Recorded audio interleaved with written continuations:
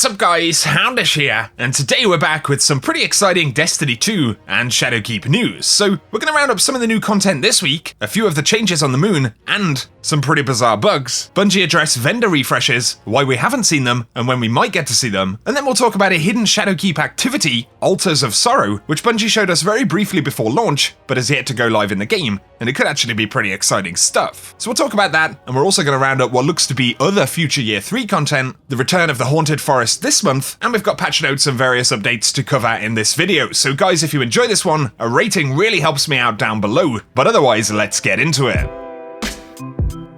And firstly, Ikora is making progress with that Vex gate that she's building in the middle of the tower. We speculated that this would be the case last week, and from the developments of that structure, it's pretty obvious that this is indeed what she's doing. And of course, we're going to head through this portal to make our final assault on the Undying Mind in the Black Garden to close out Season of Undying. So that's pretty awesome. But then on the moon, for Shadowkeep content, we do have the weekly Eris quest, and this time we've got the Memory of Toland. This one requires us to kill the Trove Guardian, and he's now moved to Archer's Line. And I found him right here on the side closest to where you come into Archer's Line from where Eris is. And so I believe we've seen all three of the Trove Guardian's positions, but on top of this, for the Memory of Toland, you need to get kills on Hive with a sword, and a very easy way to get this done would be inside of Escalation Protocol on Mars. But then to conclude the quest, we have the weekly interaction with Eris, so check this out. They have no worms. How do they commune with the darkness? Do not mock me. Toland is not the only one capable of understanding the enemy.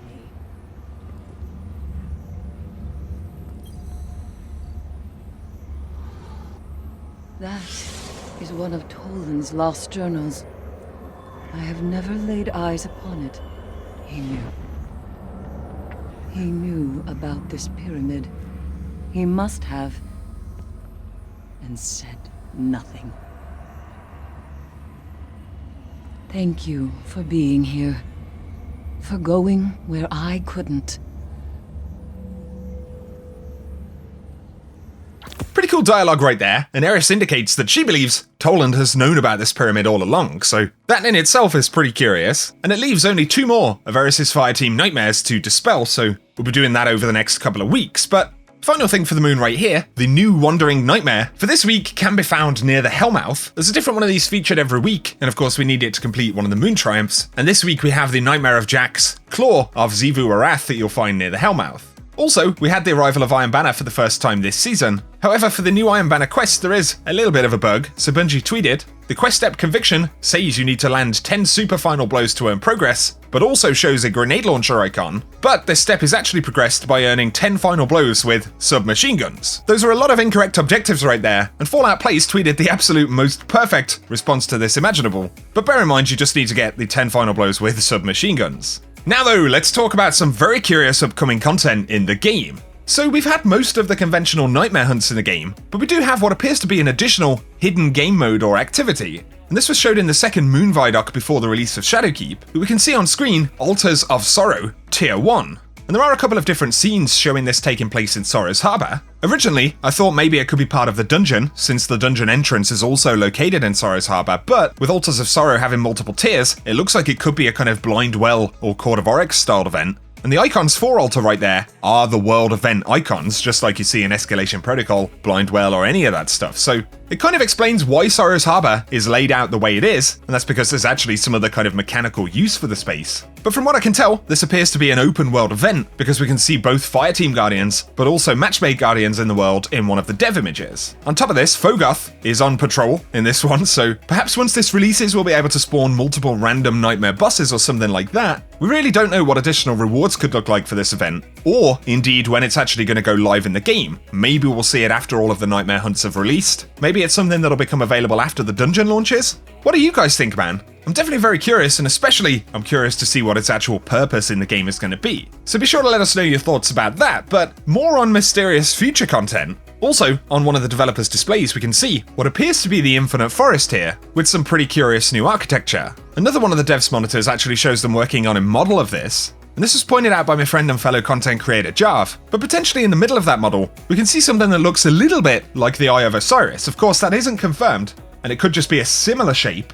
But the other day, you may remember, I spoke about a weapon showed on a developer's monitor with a codename Sundial Linear Fusion Rifle 0 name. And so Sundial itself sounds like a kind of code name for an upcoming piece of content. And I don't know about you guys, but while I get my spinfoil hat on right here, I think Sundial could refer to that mysterious Vex structure that we've just spoken about. And you'll notice that the Sundial linear fusion rifle does have some minor similarities to something like Saint 14 shotgun, but as my buddy Jbot pointed out, even more so, it shares a lot of the design language of Vex weapons in general. If you compare a Hobgoblin's line rifle, you have the kind of rails on the barrel, and then also the general shape and the grip on the weapon is very, very similar to a lot of Vex weapons that we see. I also think it's curious that we know the next season is called Season of Dawn, and of course there is a kind of recurring sun reference there, Season of Dawn, Sundial. And of course this is only speculation, but if by chance Osiris was somehow involved, then the whole kind of packaged theme of what we're seeing here starts to make a little bit of sense. We also saw some of the devs plotting a kind of roadmap for the future of Destiny, and for Season of Dawn, they do refer to fixing the timeline, and while we don't know exactly what that means, once again it could apply to Vex content and particularly the Infinite Forest. So let me know what you guys think. Of course, while we're speculating about how all of this stuff links together, this is absolutely content that in one form or another, Bungie are developing. So I think that's really interesting stuff. And man, if there was an Osiris link here, Bungie have already said that Trials of the Nine, which of course they put in italics, is on hiatus indefinitely, but they kind of suggested that they might be working on another version of that. So yeah, I think things are going to get pretty interesting here, but share your thoughts below. To content that we will definitely get this season though, Festival of the Lost is returning to the game, and Hat shared an image right here of the festival emblem from last year, which we can see now lists terrors defeated in both 2018 but also 2019. And of course it references Haunted Forest, so it's pretty obvious that that is coming back. And you may remember that last year the enemies in Haunted Forest were referred to as nightmares, but they've updated them to terrors, and it makes sense because we now have nightmares in the Lunar content, so yeah, hope you guys are ready to go back into the Infinite Forest, and we have seen a handful of the exotic items, as well as a weapon reward for Festival this year. Bungie actually gave some insights about vendor refreshes in the game, so Stephen 4 posted an article, and they got to ask Bungie devs a few questions at PAX Australia, and specifically they asked Victoria Dolbaum from Bungie whether we're going to see any significant vendor updates and refreshes in the future. And she responded, it's deciding where the importance of that falls in with all of the other stuff we're working on. Basically, is it more important that vendors get refreshes, or is it more important that we have a seasonal activity that's tied into the narrative for the season? They definitely want to keep the focus on keeping you invested in what you're doing and excited about the storyline that's happening in front of players, but she says that it's an ever-shifting priority list of things that we have to do, and we see that players are asking for it, but we also have a huge list of things that we're working on, and it may not fall into that list. So for now, or at least in the immediate future, Bungie aren't working on any kind of significant vendor updates, you know, they're not going to be bringing back a ton of weapons featuring random rolls every week. Or at least that isn't going to happen in the next season or so, but at the very least they do recognise that this is a highly requested feature of the game. So let us know what you think about that response. And the final thing I wanted to talk about right here would be patch notes for the hotfix that we got in the game just yesterday. So they fixed an issue where certain characters in player names could actually cause squirrel and weasel errors. I'd imagine maybe that's a thing on PC with folks with the mountaintop icon in their name and things like that.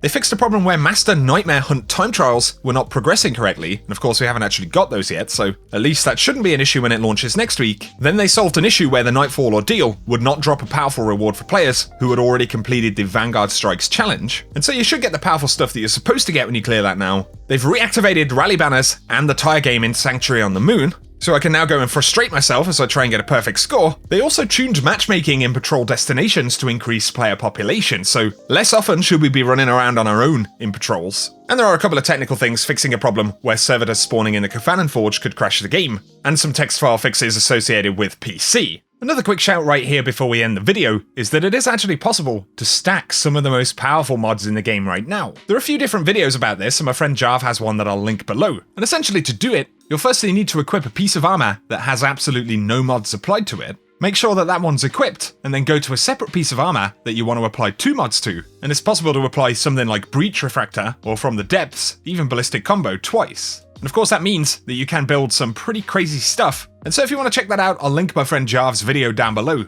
as it's certainly pretty nasty. For today though guys, that is everything that we've got to speak about in this video. It looks like we're going to get some pretty interesting content over the next few weeks, and of course the next few seasons. I'd love to hear your thoughts about the Altar of Sorrow, really looking forward to finding out exactly what that is. But also the Sundial and that potential Vex content is looking pretty curious. So share your thoughts about any of the content in the video guys, but if you've enjoyed this one, a rating really helps me out down below. And if you're new to the channel, be sure to get subscribed and turn on those notifications so I can keep you posted on the world of Destiny 2. For now though, thank you as always for tuning in, and whatever you guys get up to, I hope you have an awesome day.